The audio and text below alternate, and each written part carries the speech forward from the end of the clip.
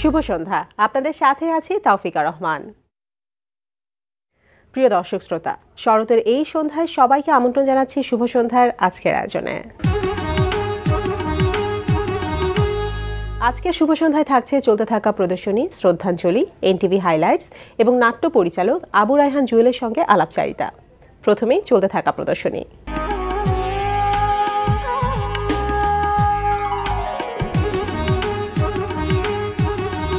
শুরুতেই জানিয়ে দিচ্ছি চলতে থাকা প্রদর্শনীর সময়সূচি। গুলশান এভিনিউ রেডিয়াস গ্যালারিতে প্রদর্শিত হচ্ছে শিল্পী প্রশান্ত কর্মকার বুদ্ধর একক চিত্রকলা প্রদর্শনী Mohammad Ali the legend lives on.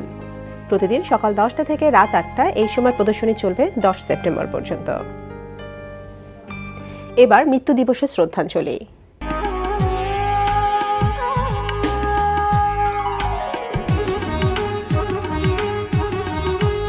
আজ বাংলাদেশের প্রথিতযশা নজরুলসঙ্গীত শিল্পী ফিরোজা বেগমের মৃত্যু দিবস। ফিরোজা বেগম 1930 সালের 28 জুলাই ফরিদপুরের গোপালগঞ্জ মহকুমার রাতিল ঘোনাপাড়া গ্রামের এক সম্ভ্রান্ত মুসলিম জমিদার পরিবারে জন্মগ্রহণ করেন। ফিরোজা বেগম 1940-এর দশকে সঙ্গীত জগতে পদার্পণ করেন। ষষ্ঠ শ্রেণীতে অধ্যয়নকালে অল ইন্ডিয়া রেডিওতে গানে কণ্ঠ দেন। 1942 সালে মাত্র 12 বছর বয়সে বিখ্যাত গ্রামোফোন কোম্পানি HMV থেকে 78 RPM ডিস্কে তার প্রথম রেকর্ড বের হয়। জীবদ্দশায় তার 12টি LP, 4টি EP, 6টি CD ও 20টিরও অধিক অডিও ক্যাসেট প্রকাশিত হয়েছে। এছাড়াও তিনি স্বাধীনতা পদক, 21 পদক, নেতাজি সুভাষচন্দ্র পুরস্কার, সত্যজিৎ রায় পুরস্কার সহ অসংখ্য দেশি বিদেশি পুরস্কারে ভূষিত হন। তিনি 2014 সালের আজকের এই দিনে মৃত্যুবরণ করেন। মৃত্যু দিবসে কিংবদন্তি নজরুল সঙ্গীত শিল্পী ফিরোজা বেগমকে আমরা স্মরণ করছি গভীর শ্রদ্ধায়। এবার এনটিভি হাইলাইটস।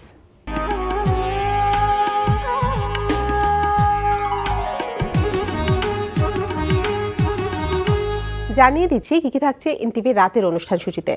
সন্ধ্যা 6:45 দেখবেন বিষয়ভিত্তিক ধারাবাহিক অনুষ্ঠান উদ্দীপন। এত বেশি বকবক করো না, সব গুমর কিন্তু ফাঁস করে দিবে। অর্থই যে অনর্থের মূল, সে কথাটাকে আমরা একদম ভুলে গেছি কিনা। শেষবারের মতো আমরা দুজন মিলে একটু চেষ্টা করে দেখি। তোমার এই কুমিরের ঘ্যানঘ্যানা নিয়ে আমার আর একদম ভালো লাগছে না। আমি এতদিন একটা ভুল মানুষের সাথে সংসার করে আসছিলাম। মানুষ কোন অবস্থায় পড়লে ছিনতাইকারী হয় সেটা আমার জানা আছে। মায়া মানুষের যুদ্ধ একলাই করতে হয়। রাত 8:20 দেখবেন ধারাবাহিক নাটক বাপের বেটা। জরুরি কথাই তো চলব। আচ্ছা, সেদিন ফেসবুকে আপনার একটা স্ট্যাটাস দেখলাম, এক লাইনের একটা কবিতা, বুঝছেন? সাল হয়ে যা সা কেন তুই এত ছায়া ছবি দেখিস না। রাত 9টায় প্রচার হবে চয়নিকা চৌধুরীর পরিচালনায় একক নাটক সরীসৃপ। কখন কি পরিস্থিতির মধ্যে পড়তে হয় সেটা ভেবেই নাবিহার মা সেলাই ফোড়াই থেকে শুরু করে রান্না বান্না, হোক সেটা ওরিয়েন্টাল কিংবা কন্টিনেন্টাল। আপনি ফোন ধরলেন না, ফোনটা আপনার ওয়াইফ নাবিহা ধরল।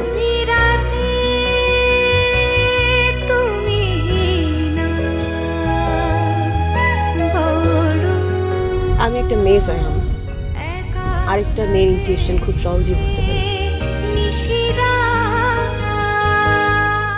রাত 11:30 থাকছে ওয়াইদুল ইসলাম শুভ্রর প্রযোজনায় অনুষ্ঠান ওল্ড স্কুল বেডস।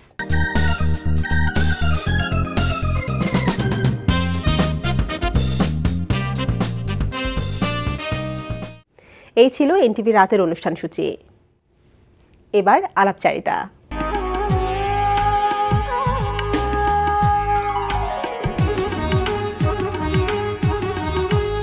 পবিত্র ঈদুল আজহায় এনটিভিতে প্রচার হবে আবু রায়হান জুয়েলের পরিচালনায় 7 পর্বের ধারাবাহিক নাটক বিউটি বোর্ড। প্রিয় দর্শক, আমাদের আজকের অতিথি নাট্য পরিচালক আবু রায়হান জুয়েল। নাটকটি সম্পর্কে জানতে চলুন কথা বলি তার সঙ্গে। শুভ সন্ধ্যা। শুভ সন্ধ্যা। কেমন আছেন? জি ভালো। তো ঈদের ব্যস্ততা, সেই সাথে রান্নার প্রোগ্রামের ব্যস্ততা, সব কাজই তো চলছে এবং অনেক ব্যস্ত সময় নিশ্চয়ই কাটছে। কেমন কাটাচ্ছেন ব্যস্ততা? ব্যস্ততা মানে হচ্ছে ঈদের আগে প্রায় 1 মাস ধরে এখন ঘুম আসলে কি জিনিস ভুলেই গেছি মোটামুটি।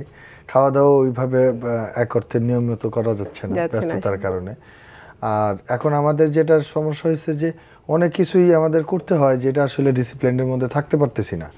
আর্টিস্টরাও থাকতে পারতেছে না, রাত জেগে কাজ করতে হচ্ছে শুধুমাত্র ঈদের এই চাপগুলো। ঈদের অনেক প্রেসার, সবাই তো ব্যস্ত থাকছে। সবাই ব্যস্ত, সেটাই। আচ্ছা, সব কাজ নিয়ে জানবো। প্রথমে আসি, আমাদের এনটিভিতে 7 দিনের ধারাবাহিক নাটক যাবে বিউটি বোর্ড, এবং এটা হচ্ছে আপনার প্রথম ধারাবাহিক নাটক। জি। কেমন এক্সপেরিয়েন্স সেটা আগে প্রথমে শুনি। আমি প্রথমেই ধন্যবাদ দিই এনটিভি কে, কারণ হচ্ছে যে এনটিভি আমাকে প্রথম একটা 7 পর্বের সিরিয়াল দিয়েছে এবং ঈদের আর এটা প্রডিউস করতেছে বাণী চিত্র, মাহফুজ ভাইয়ের হাউস, আমি তাকেও ধন্যবাদ জানাচ্ছি। আর আমাদের হচ্ছে এইটার অভিজ্ঞতা হচ্ছে যে আমার কাছে খুব ভয় লাগতেছিল যতক্ষণ পর্যন্ত শুটিংয়ে যাচ্ছিলাম না, যে আমি আসলে ফার্স্ট সিরিয়াল করতেছি। সেই ক্ষেত্রে আমার কাছে খুব যে ভয় ছিল, অনেক প্রিপারেশন ছিল, অনেক পাজেল ছিলাম, বাট শুটিংটা খুব স্মুথলি শেষ হয়েছে। তো সেক্ষেত্রে এক্সপিরিয়েন্সটা ভালোই মোটামুটি প্রথম হিসেবে আর কি। তাহলে প্রথম 7 পর্বের ধারাবাহিক নাটক এক্সপিরিয়েন্স যেহেতু ভালো, পরে নিশ্চয়ই আশা করছি আমরা আরো লম্বা কোনো সিরিয়াল আমরা পাবো আপনার কাছ থেকে। এখন সাহস হয়ে গেছে। সাহস হয়েছে, আচ্ছা। তো বিউটি বোর্ড নামটা একটু অন্যরকম, মানে আমরা ঠিক বুঝতে পারছি না কি নিয়ে হচ্ছে আর কি নাটকটা, যদি একটু মূল বিষয়বস্তুটা বলতেন। আচ্ছা, এইটা হইতেছে যেহেতু পার্লারের সবাই আমরা জানি বিউটি পার্লার, সেই ক্ষেত্রে আমি যদি ধরেন পার্লারটাকে নৌকায় উঠায় দেই, সেই ক্ষেত্রে কিন্তু হচ্ছে বিউটি বোট, মানে হচ্ছে পার্লারের জায়গায় আমি বোট ইউজ করছি। এইটা একটা পার্লার কেন্দ্রিক গল্প। এইটা ধরেন যে একটা মেয়ে পার্লারে চাকরি করে, সো সামহাউ ওই এলাকাতে একটাই পার্লার। আচ্ছা, সে পার্লারের মালিকের বউ হচ্ছে হলো গুন্ডা, মালিকের জামাই হচ্ছে গুন্ডা। আচ্ছা, সেই কারণে ওই এলাকায় আর সে পার্লার দিতে পারছে না। আমাদের যে রেনু ক্যারেক্টারটা আছে, সো তার আবার হাজবেন্ডের একটা ট্রলার আছে বা নৌকা আছে, যেটা হলো ঘাটে চলাফেরা করে ওইখান থেকে একটা পয়সা পায়, তারা দুইজন অলসে দিন কাটায়। মেয়েটা হচ্ছে স্বাধীন চেতা, তার অনেক কিছু থাকা সত্ত্বেও সে স্বাবলম্বী হইতে চায়। বা সামাজিক কিছু ব্যাপার থাকে যে একটা পার্লার আছে, আরেকটা পার্লার দেওয়া যাবে না, দিলে ওই পার্লারের কাজ কমে যাবে, রেনুর কাজ ভালো, সো এই গুন্ডা যে স্বামীটা আছে এদের পার্লার দিতে কোনোভাবেই রাজি হয় না। সো ফাইনালি রেনু প্ল্যান করে, যেহেতু আমাদের একটা বোট আছে, সেই বোর্ডে আমরা পার্লার দিব আর বিভিন্ন গ্রামে গ্রামে গিয়ে আমরা এই পার্লারে সার্ভিসটা দিয়ে যাব। আচ্ছা আচ্ছা, বা চমৎকার, মানে নৌকার ভেতরে পার্লার, নতুন একটা কনসেপ্ট আমরা বলবো। একদমই নতুন, একদমই নতুন। আমি আশা করছি দর্শকরা খুব এনজয় করবে। অবশ্যই। তো এই যে এরকম একটা ভিন্ন ধরনের প্রথম ধারাবাহিক নাটক, তার ভেতরে আবার এরকম ভিন্ন ধরনের একটা ধারণা, এটা কবে থেকে কিভাবে হঠাৎ করে মাথায় আসলো? আমাকে আজাদ আবুল কালাম, যিনি আমার এই গল্পটা লিখছেন, পাবেল ভাই হঠাৎ করে চায়ের দোকানে আমাকে বলতেছিল যে তুই যদি কখনো সিরিয়াল করিস আমাকে বলিস, আমার কাছে একটা ভালো গল্প আছে। তো গল্পটা শোনার পরেই একটু চ্যালেঞ্জিং মনে হয়েছে যে নৌকাতে, নদীতে এবং শেড ছাড়া কাজ করতে হবে সবাই। সেই কারণে আমি বলছিলাম যে ভাই গল্পটা আমার খুব পছন্দ হয়েছে, আমি আসলে এটা করতে চাই। আচ্ছা, সো ওইখান থেকে আমার কাছে মনে হইতেছিল যে ভিন্ন কিছু আমরা ঘরে দেখি, ঢাকার বাইরে গল্প দেখতেছি, কক্সবাজারে গল্প দেখতেছি, গ্রামের গল্প দেখতেছি, কিন্তু নদীর ওইভাবে গল্প আমি খুব একটা দেখি নাই। আচ্ছা, সো কনসেপ্টটা আলাদা জন্যই আমি এটার প্রতি অ্যাট্রাকশন হয় বেশি আমার। আচ্ছা আচ্ছা, তো সেক্ষেত্রে এই যে এখানে যাদের কথা আমরা শুনলাম, রেনু, তার স্বামী আছে, হাজবেন্ড আছে, সে হচ্ছে একটু গুন্ডা, কারা কারা অভিনয় করছে এইসব চরিত্রে? রেনুটা করছে হইতেছে হলো তিশা আপু। আচ্ছা, আর রেনুর হাজবেন্ড হচ্ছে হইলো একজন অলস লোক, যিনি সেটা হচ্ছে জাহিদ হাসান। আচ্ছা আচ্ছা, আর এলাকার একজন মেম্বার আছে, মেম্বার যার বউ হচ্ছে দুইটা, সে আরেকটা বিয়ে করতে চায়, ওই ক্যারেক্টারটা করছে আফজল শরীফ। এছাড়াও আছে দিলু ভাই, জামাল রেজা, এমএলই, সবুজ সহ আরো অনেকেই আছে। আমার এইখানে প্রায় 1 থেকে 150 কো আর্টিস্ট কাজ করছে এই 7 পর্বের সিরিয়ালে। আচ্ছা, কিন্তু কেন্দ্রীয় চরিত্রে আমরা তিশা, জাহিদ হাসানকে মোটামুটি দেখতে পাবো। আচ্ছা, শুটিং করেছেন কোথায় কোথায়, যেহেতু বিভিন্ন জায়গায় ঘুরে ঘুরে করতে হয়েছে? হ্যাঁ, এইটা হচ্ছে গ্রাম করেছি পূর্বাঞ্চলের একটা গ্রামে, তলনায়। নদীটা করেছি তলনার পাশে বালু নদী আছে, বালু নদী থেকে পুপাইলের দিকে যাইতে, ওই জায়গাটার নাম আমি জানি না, আমি লোকেশন দেখতে গিয়ে মনে হয়েছে যে এই জায়গাটা পারফেক্ট। আচ্ছা, নৌকাটা ভিড়ানোর, গ্রাম বোঝা যায়, একদমই গ্রাম, যেখানে কোনো কমিউনিকেশন নাই, কোনো রাস্তাঘাট নাই, নৌকা দিয়েই মানুষ ওইখানে যাওয়া আসা করে। সো আমি ওইরকম একটা গ্রাম বুঝাইতে যাই, আমি দেখছি যে এই গ্রামটা ভালো, আমি জায়গাটা আসলে জানি না, এটা হচ্ছে বালু নদীতে আমরা কাজ করা হয়েছে। তো এই যে আপনাদের মানে যেহেতু ধারণাটা অন্যরকম, নৌকায় নৌকায় থাকতে হয়েছে, যেহেতু পার্লারটা নৌকায় দেখিয়েছেন, আবার বলেন এমন একটা মানে শুটিং স্পট ছিল যেটা নামটাও আপনি জানেন না, কিন্তু ভালো লেগে গিয়েছে। তো এই যে শুটিং এর দিনগুলো, সেই দিনগুলো কেমন ছিল? এইটা এনজয় করছি আমরা সবাই, বাট সবারই অনেক কষ্ট হয়েছে। আমি সব টিমের সবাইকে ধন্যবাদ দিই। এই রোদের মধ্যে নৌকার ভিতরে হচ্ছে অনেক গরম, নৌকার বাইরে হচ্ছে অনেক রোদ। সো আর্টিস্টদের খুবই কষ্ট হয়েছে, আর্টিস্ট সহ পুরো টিমের লোকজনের অনেক কষ্ট হয়েছে। আমি সবাইকে আমার আন্তরিক ধন্যবাদ জানাচ্ছি। এবং সেই কষ্টের ফল অবশ্যই পাবেন, আমরা সেটা আমি আশা করি দর্শক যদি দেখেন নাটকটা, তাইলে মজা পাবেন, অনেক মজা পাবেন এবং গল্প খুঁজে পাবেন একটা। তো এবার একটু আর্টিস্টের বিষয়ে আসি।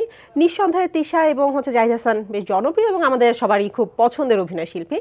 তারা তো ভালো করেছে, সেটা তো নিঃসন্দেহে বলা যায়। তবু এই চরিত্রের জন্য আপনি যাদেরকে চেয়েছিলেন তাদেরকে কি পেয়েছেন? জি, আমি তাদেরকে পেয়েছি।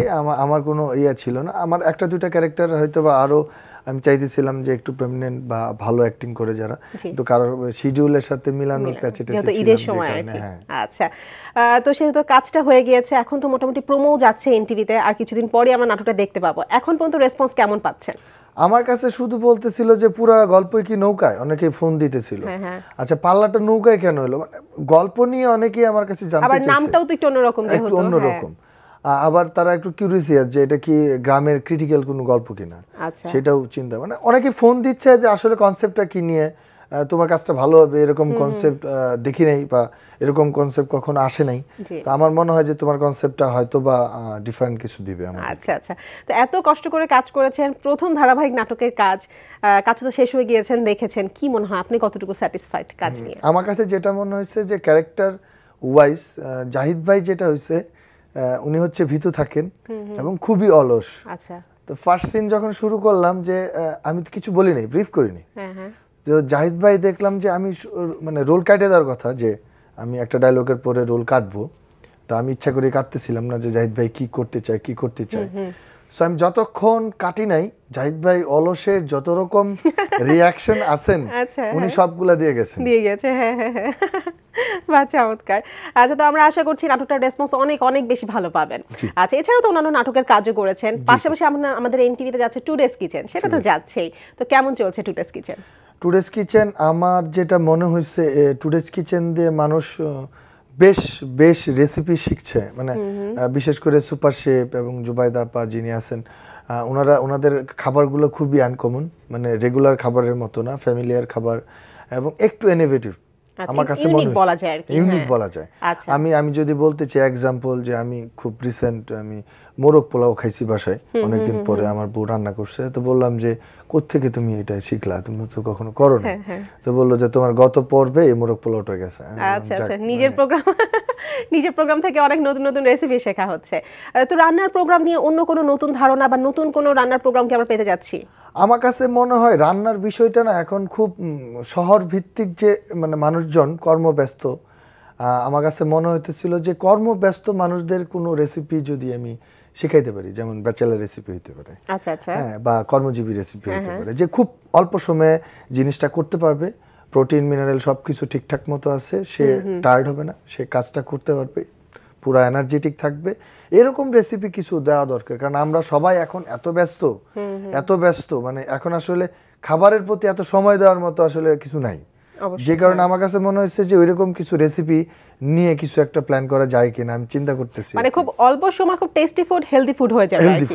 আচ্ছা আচ্ছা, তো আর একটা প্রশ্ন সবসময় আসে, সেটা হচ্ছে যেহেতু আপনি একজন নির্মাতা, নাটক নির্মাণ করছেন, পাশাপাশি রান্নার প্রোগ্রাম করছেন, হঠাৎ রান্নার প্রোগ্রাম করার প্রতি আগ্রহটা আপনার প্রথম থেকে কিভাবে হলো?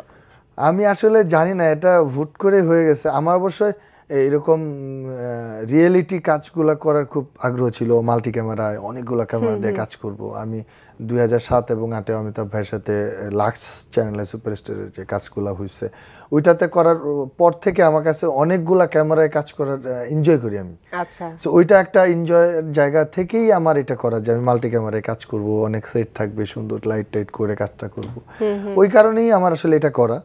আর নাটকটা হইলো একদমই মন থেকে করা, মন থেকে। আচ্ছা আচ্ছা, তো সাধারণত সব নির্মাতারই স্বপ্ন থাকে বড় মাধ্যমে কাজ করা, চলচ্চিত্র, সেটার কি অবস্থা? চলচ্চিত্র তো এখন আমাদের বেশ ডেভেলপ করতেছে, চলচ্চিত্র দর্শক আবার হলে ফিরতেছেন, এটা খুবই আশার কথা। আমার কাছে মনে হয়েছে যে চলচ্চিত্র যেহেতু একটা লম্বা প্রসেস এবং চলচ্চিত্রে একটা ইনভেস্টমেন্টটা একটু বেশি, সো ওইটা আমার মনে হয় যে খুব বুঝে শুনেই নামা দরকার। আমরা প্ল্যান করছি যে 17-তে আমরা একটা ছবি করব বাচ্চাদের নিয়ে। ডক্টর মোহাম্মদ জাফর ইকবাল স্যারের একটা গল্প অবলম্বনে আমরা একটা বাচ্চাদের শিশুতোষ একটা গল্প করার চিন্তা করতেছি। যদি সবকিছু মিলে ফেভার হয় তাহলে হয়তো বা 2017-তে আমরা শুটিং এ যাব, শুরু করবেন। আর এটা তো বাচ্চাদের ফিল্ম হবে এবং পরে হয়তো আরো কোনো ফিল্মে কাজ করবেন, তো প্রথম ফিল্মে কোন অভিনয় শিল্পীদের নিয়ে কাজ করার ইচ্ছা আছে আপনার? আমার এখনো অভিনয় শিল্পী, আমি ক্যারেক্টার ওয়াইজ সবসময় আমার গল্পে আমি আসলে ক্যারেক্টারকে প্রাধান্য দিই। সে কতটা স্পন্সর ভ্যালু বা কতটা আমার জন্য রিটার্ন দিবে বা আমার কাজে ভালো হবে সেটা আমি চিন্তা করি না। আমি আসলে গল্পটা পড়ার পরে আমার কাছে মনে হয় যে যদি অমুক হইতে মানে XYZ যে কেউ হইতে পারে, মানে আপনার গল্পের প্রয়োজনে চরিত্রের প্রয়োজনে যে হবে আর যে হবে। আচ্ছা, আর নতুন কোন নাটক কি আমরা পাচ্ছি বা নতুন কোন নাটকের কথা চলছে? আমার তো ঈদে একটা কাজ যাচ্ছে, মোশাররফ ভাই, জুই ভাবি আর হচ্ছে সাচ্চু ভাইকে নিয়ে করছি। ঈদের প্রথম দিন যাবে একটা বেসরকারি চ্যানেলে।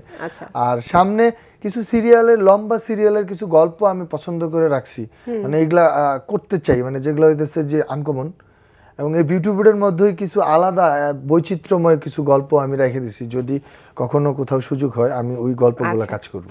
আচ্ছা, মানে সামনে আমরা বেশ কিছু নতুন নতুন কাজও আমরা আপনার কাছ থেকে পাবো। একদম। আচ্ছা, তো আপনার সকল কাজে সাফল্য কামনা করছি, সেই সাথে শুভ সন্ধ্যা আসার জন্য অনেক অনেক ধন্যবাদ। আপনাকে ধন্যবাদ। তারপর হচ্ছে এনটিভির দর্শক, অবশ্যই আপনারা বিউটি বোর্ডটি দেখবেন, আশা করি সবার ভালো লাগবে। Thank you all. প্রিয় দর্শক, কথায় কথায় আমরাও চলে এসেছি অনুষ্ঠানের শেষ প্রান্তে। আমাদের সঙ্গে যোগাযোগের ঠিকানা প্রযোজক শুভ সন্ধ্যা, এনটিভি বিএসসিসি ভবন, 7 তলা, 102 কাজী নজরুল ইসলাম এভিনিউ, কারণ বাজার, ঢাকা 1215। আমাদের ইমেল অ্যাড্রেস shubhosandha@ntv.com। প্রিয় দর্শক, এনটিভিতে সম্প্রচারিত সংবাদ ও অন্যান্য সকল অনুষ্ঠান দেখতে লগ ইন করুন www.ntvpd.com-এ।